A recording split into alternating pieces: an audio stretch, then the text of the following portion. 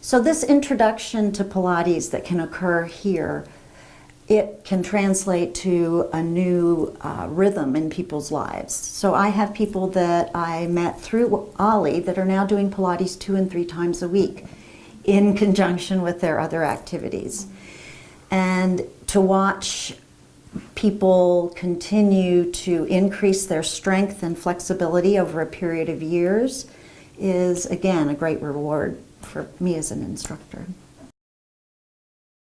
They come from such varied backgrounds, and they're brilliant in their fields, and yet how many of them have spent time folding paper to make this? Very few, very few.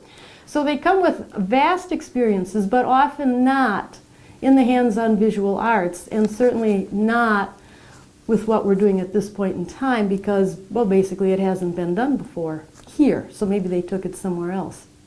So the challenge is trying to get them to think outside the box, that they're going to have fun, and if it's not fun, I'm going to be the first one leaving. So we're going to have fun, we're going to have a good time, it's going to be relaxed, it's going to be pleasant, and talking on the side is good. Working with your neighbor is a good thing. And if we put it all together, it's just going to be a fun, enjoyable experience. I was teaching a class in the 1960s, and I brought up Betty Friedan's book, The Feminine Mystique.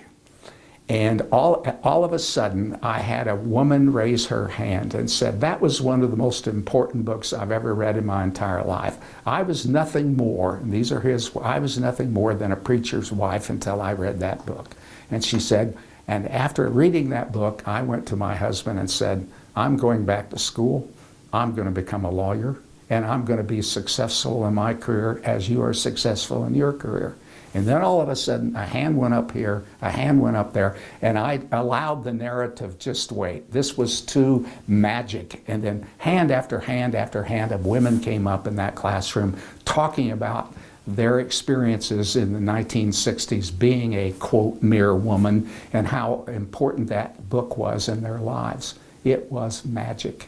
And I didn't have anything to do with it.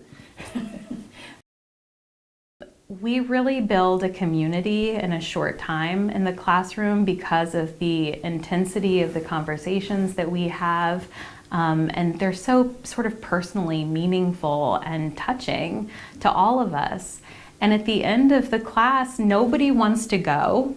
Everybody wants to stay in touch. Everybody keeps emailing each other. You know, here's an article that I found that, you know, was like that painting that we looked at, or, hey, did you hear that this artist that we talk about is speaking at this other museum? It's 5 hours away. Do you want to take a road trip so that we can go hear this artist? And it's just really hard, you know, when you're having this level of intellectual engagement with other people that's just so personally meaningful, to know that it has to come to an end and you can't keep coming to class every week to continue that conversation.